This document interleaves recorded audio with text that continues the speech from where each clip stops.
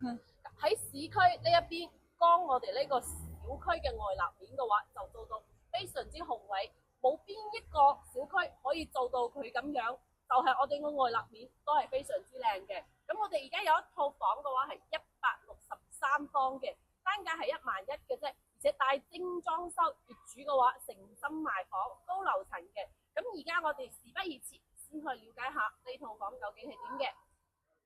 咁最近如果揾緊紅垂一品呢邊嘅大4房嘅，咁不妨過嚟了解下呢一套。咁業主嘅話誠心賣房嘅，大概嘅話180零萬就可以攞低噶啦。咁呢套房嘅話，望出去個視野景觀，我可以望到我哋五桂山啦，呢邊有個德寶怡高啦，同埋我哋呢邊嘅 Coco City 同埋我哋嘅完美金英廣場嘅。因為我哋呢套房嘅話係屬於高樓層，咁業主嘅話之前係過嚟度假，住咗一段時間嘅，咁啊後面呢邊嘅話就好少過嚟，業主深圳嘅。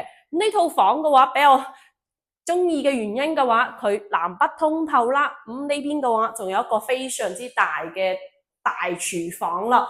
呢個廚房嘅話 M 字形嘅，咁大嘅玻璃窗嘅話，睇入嚟呢邊嘅視野景觀係非常之好，放個雙開門冰箱係完全冇問題嘅。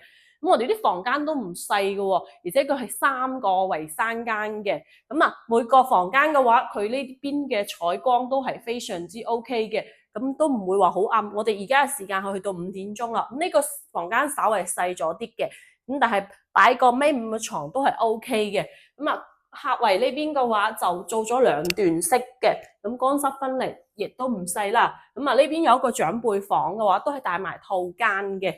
咁我哋望出去個視野景觀一樣係睇我哋東區同埋睇我哋嘅石岐呢一邊嘅。咁呢個房間嘅話就係朝西邊嘅。咁睇完呢個房間嘅話，咁如果中意主人房大嘅話，咁呢一個戶型嘅話，我覺得應該適合你嘅。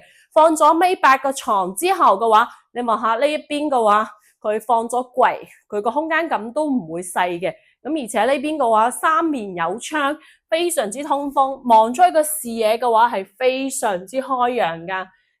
咁房嘅話，我哋係已經睇晒噶啦。咁如果最近揾緊筍盤，又想要呢啲高品質嘅話，或者係想要中山六路東區呢一帶嘅筍盤嘅話，我手頭上嘅話都有房源嘅。如果有興趣想要了解嘅話，都可以私信我噶。